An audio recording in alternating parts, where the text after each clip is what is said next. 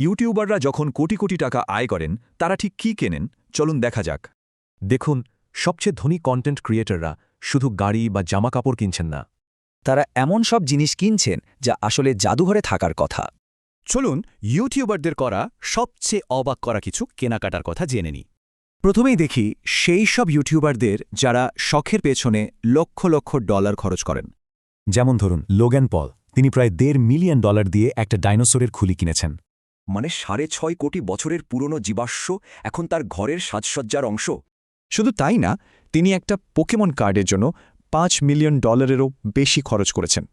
আর সেই Pikachu Illustrator কার্ডটা তিনি গলায় চেন হিসাবে পরে ঘোরেন।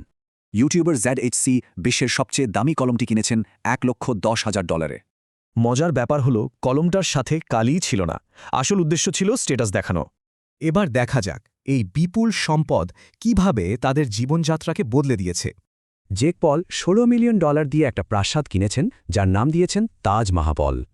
বাড়িটা এতই বড় যে এর ভেতরে ঘোরার জন্য নাকি ম্যাপের দরকার হয়।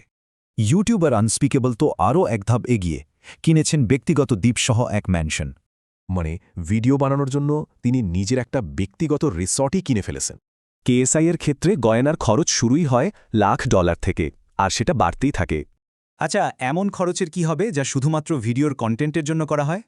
পিউটিপায়ে তার পোষা কুকুরের জন্য প্রাইভেট জেটে $80,000 খরচ করেছেন।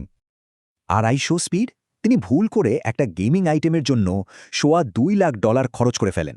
কাই সেনার তো একটা আসল আয়রনম্যান স্যুট কিনেছেন, যাতে লাইট আর লেজারও কাজ করে।